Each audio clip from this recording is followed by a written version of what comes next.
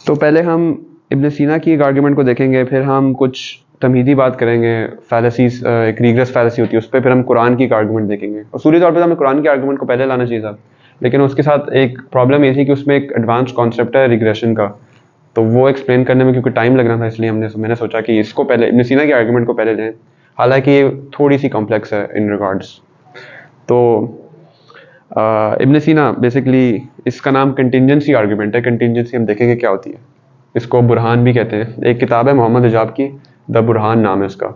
उसमें वही इब्न सीना के आर्गुमेंट को बहुत एक्सप्लोर करते हैं और उसके ऊपर क्रिटिसिजम्स क्या हैं, और फिर उसको एक मॉडर्न फॉर्म में कैसे लाया जाए।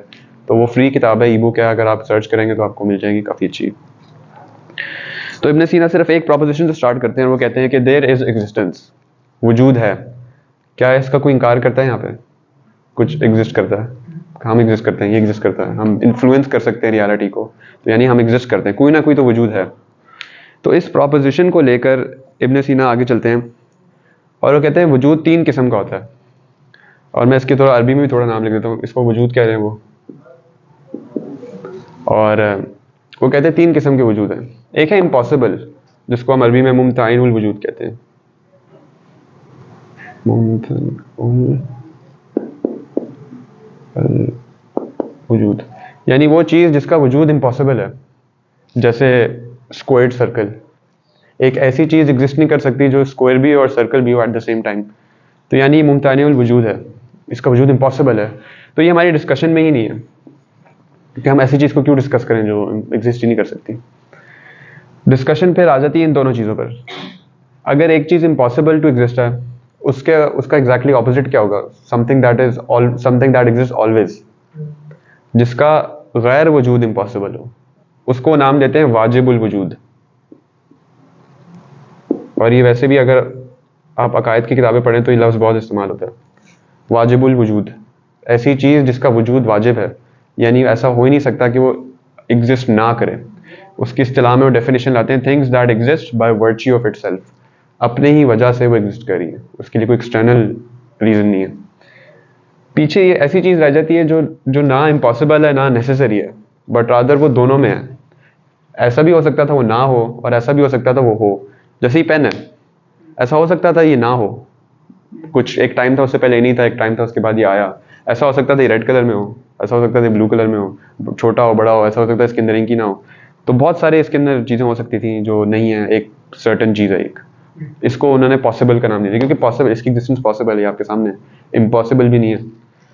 तो लेकिन उसकी एक्सप्लेनेशन वो देते हैं कि things that exist by virtue of a cause, इसकी वजूद की कोई वजह है। जैसे अगर मैंने इसको बनाया, मैं ना होता तो ये ना होता। और कोई जैसे लैपटॉप है और बहुत सारी दुनिया में चीज़ें हैं जो हम हैं, टेबल है, चेयर है, बुक्स हैं, जिस चीज़ को भी आप मटेरियली देख सकते हैं, वो सारी इस कैटेगरी में फॉल करें, कंटिंजेंट। वो किसी और, हम जैसे मेरा चेहरा कोई और है, आपका चेहरा किसी और तरीके से, और बहुत सारे ऐसे लोग हैं उनकी स्किन का कलर कुछ और है, वो उनकी आवाज़ में कोई और फ़र्क है। तो बहुत सारी चीज़ हो सकती थी जो हो सकती है। एक और वो क्लासिफिकेशन अच्छी होती है कि हम कह सकते हैं कि ये जो चीज़ें नॉन इटर्नल है, यानी हमेशा से नहीं थी, किसी वक्त आई वजूद में, लेकिन ये जो है ये इटर्नल है, क्योंकि वाजिबुल वजूद है, इसको ज़रूरी है कि हमेशा से हो। तो ये सिंपल सी 3 क्लासिफिकेशन उन्होंने दी, और वो आगे चलते हैं। अब याद करें, वो प्रोपोजिशन नहीं दे रहे हैं, वो डेफिनेशन दे रहे हैं। उन्होंने ये नहीं कहा कि ये है या नहीं है, वो बस ये कह रहे हैं कि ये एक मेरी डेफिनेशन है कि हो सकता है। डिफाइन किया उन्होंने बस डिफाइन किया कि मैं इसके बारे में बात करने लगा हूँ। हाँ एग्जैक्टली, हाँ। तो फिर वो कहते हैं कि कंटिंजेंट, जैसे हमने बात की पॉसिबल एग्जिस्टेंस की, जिसको हम मुमकिनुल वजूद कह रहे हैं, जो चीज़ें किसी कॉज की वजह से एग्जिस्ट करती हैं, कॉज बहुत ज़रूरी है यहाँ पे एक word, which explains their specificity.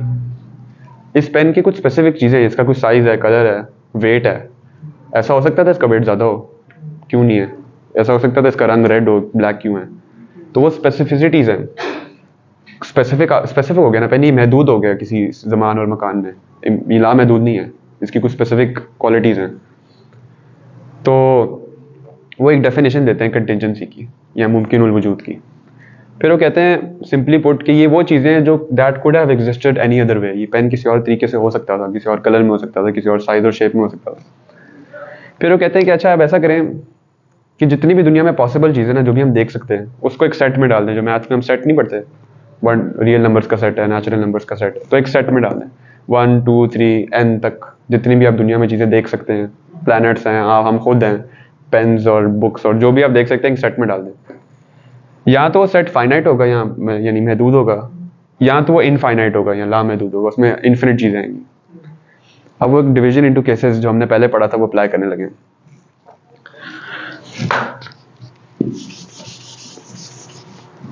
या मैं वो सेट भी बनाता हूँ, ये वो सेट है, इसमें कंटिजेंट चीज़ें पड़ी हुई हैं। वो कहते हैं कि अगर सेट फाइनाइट है और ये कंटिजेंट चीज़ें, और हमने पहले कहा था कंटिजेंट चीज़ें वो होती है मुमकिन वल वजूद वो चीज़ें जिनको कोई सबब कोई कॉज चाहिए। इसका कॉज क्या होगा? इसका कॉज जो भी होगा वो क्या वो सेट के अंदर होगा या बाहर होगा? सेट में तो एक ही एलिमेंट है। अब एक चीज़ अपने आप को कैसे कॉज कर सकती है? ये पेन अपने आप को थोड़ी बना सकता, तो इसके अंदर होगा या बाहर होगा? एक ही पीछे ऑप्शन रह जाती है, बाहर ही होगा। तो अगर एक सेट, उसको मैं कह देता हूँ x, कंटिजेंट चीज़ें सारी मुमकिन और वजूद चीज़ें इसके अंदर पड़ी हुई थी और हमने कहा ये इसके अंदर मौजूद नहीं है, तो पीछे कौन सी एक एग्जिस्टेंस बाकी रह गई है? वो नेसेसरी, वाजिबुल वजूद। तो ये जो भी चीज़ है वाजिबुल वजूद है, क्योंकि हमने क्लियरली कहा था कि जो भी मुमकिन और वजूद है उस सेट के अंदर है और ये उस सेट के अंदर नहीं है, तो ये वाजिबुल वजूद है। एक केस ये हो गया। अच्छा, कोई एथियस्ट आया, कह के मैं मानता ही नहीं हूँ फाइनाइट है, दुनिया में इनफाइनाइट चीज़ें हैं, कोई आके हमें कह दे मैं मानता ही नहीं हूँ, तो कहते हैं अच्छा ठीक है, अगर वो इनफाइनाइट है, हाँ उस सेट के अंदर कंटिजेंट चीजें पड़ी हुई हैं, ऐसा भी हो सकता है कि कंटिजेंट चीज है उसकी जो कॉज है वो भी कंटिजेंट हो, हाँ वो भी उस सेट के अंदर ही होगी। देखो ये मैंने वैसे एक ही बनाया था, हम अभी फाइनाइट की बात करें ना तो 3 ले लेते हैं, C1 C2 C3। C3 ने C2 को कॉज किया, C2 ने C1 को कॉज किया, C3 को किसने कॉज किया? क्योंकि ना C2 उसको कॉज कर सकता है क्योंकि वो अफेक्ट है C3 का, और ना C1 उसे कॉज कर सकता है क्योंकि वो अफेक्ट है। हाँ, तो C3 को किसने कॉज किया? जो भी कॉज करे उसे, वो सेट से बाहर है, वाजिबुल वजूद है। वालेकुम अस्सलाम। तो ये वाजिबुल एक उन्होंने एहतमाल बता दिया। अब कोई एथियस्ट आके कहता है कि मैं तो मानता ही नहीं हूँ फाइनाइट चीज़ें, दुनिया में मटीरियली इनफाइनाइट चीज़ें, मैं ये मानता हूँ, तो कहता है अच्छा चले ठीक है, उसके ऊपर 2 केसेस बन सकते हैं। अब यहाँ तो वो सेट इन्फिनिट है, अभी हमने कहा ना उसके अंदर कुछ फाइनाइट चीज़ें हैं, 1 से 5 10 1000 लाख करोड़ फाइनाइट है, लेकिन अब अगर वो कह रहा है इनफाइनाइट है तो यहाँ तो वो सेट सर्कुलर है। अब C1 ने C2 को बनाया, C2 ने C3 को बनाया, सो ऑन Cn कह लें। अब यहाँ तो हो सकता है C1 ने अब दोबारा C1 को बनाया, एक ये पॉसिबल लॉजिकल एक आउटकम हो सकता है। वो कहते हैं ऐसा हो नहीं सकता, क्योंकि अगर ऐसा ट्रू होता तो हम ये कह रहे हैं कि एक चीज़ का इफेक्ट उसी को कॉज कर रहा है। आपने एक पेन को बनाया फिर उस पेन ने आपको बना दिया, ये कैसे हो सकता है? तो ये कॉन्ट्रडिक्शन है, कॉन्ट्रडिक्शन है ये, तो ये हम इसको नहीं मानेंगे। दूसरा केस हो सकता है कि वो सर्कुलर ना हो, बस इन्फिनिट हो, यानी एक सेट हो उसमें इन्फिनिटी का साइन होता है, इन्फिनिट चीज़ें पड़ी हुई हैं। वो कहते हैं कि अच्छा अगर इसके अंदर इन्फिनिट चीज़ें पड़ी हुई हैं तो उन सारी इन्फिनिट चीज़ों का में एक ऐसा ऑब्जेक्ट होना चाहिए जो खुद, जिसने बाकी सबको कॉज किया फॉर एग्जांपल, तो उसका कॉज का होना चाहिए। क्या वो सेट के अंदर होगा या वो सेट के बाहर होगा? वही सेम आर्ग्यूमेंट दे रहे हैं। अगर हम कहना सेट के अंदर है तो हम कहना चाह रहे हैं कि इन्फिनिट चीज़ के अंदर हमने एक चीज़ का इजाफा कर दिया, जो कि कॉन्ट्रडिक्शन है। आप किसी लामहदूद चीज़ में एक चीज़ का इजाफा कैसे कर सकते हो? तो अब वो ऑलरेडी अनलिमिटेड है, राइट? तो क्लियरली इस सेट के अंदर नहीं है, वो सेट के बाहर है, जो कि हमारा ओरिजिनल प्रेमिस था कि वाजिबुल वजूद सेट के बाहर है। तो वो ये प्रूव कर देते हैं कि जितने भी आप केसेस सोच सकते हैं लॉजिकली, वो सारे इस नतीजे के ऊपर पहुंचते हैं कि कोई ऐसी चीज़ है जो सब चीज़ों को कॉज करी और वाजिबुल वजूद है। Necessary existence, all cases lead to the conclusion of a necessary existence. और फिर वो कहते हैं कि अच्छा वाजिबुल वजूद हमने प्रूव कर दी, वाजिबुल वजूद है क्या? वाजिबुल वजूद वो है जो खुद वर्च्यू ऑफ इटसेल्फ एग्जिस्ट करे, मतलब उसकी एग्जिस्टेंस की एक्सप्लेनेशन हमें नहीं चाहिए। हमें नहीं जानना कि उसको किसने कॉज किया, क्योंकि हमने पहले ही डिक्लेयर कर लिया था कि वो अनकॉज्ड है। उसका वजूद बाय इटसेल्फ एक्सप्लेन कर रहा है अपने आप को, जो कि हमने ओरिजिनली डेफिनेशन में लिखा हुआ था। उसके पास एक विल है, इरादा है उसके पास। अगर उसके पास इरादा ना होता तो वो ये स्पेसिफिक चीज़ें सेलेक्ट कैसे करता? अगर आपके पास, मेरे पास इरादा ना होता तो मैं इस पेन का कलर ब्लैक की कैसे करता, इसकी साइज़ को मुतय्यन कैसे करता, और इसकी शेप को, इसकी सूरत को मुतय्यन कैसे करता? तो उसके पास इरादा होना चाहिए, और वो एक होना चाहिए, दो नहीं हो सकते। कोई बता सकता है क्यों? एक ही एग्जांपल हो सकती है, हाँ, लेकिन वैसे क्यों? उसकी बड़ी अच्छी एग्जांपल एक्सप्लेनेशन देते हैं। वो फर्ज करें दो खुदाएं, दो वाजिबुल वजूद हैं, फर्ज करें। एक को ए कह देते हैं, एक को बी कह देते हैं। तो आप किस बुनियाद पर इनको दो कह रहे हैं?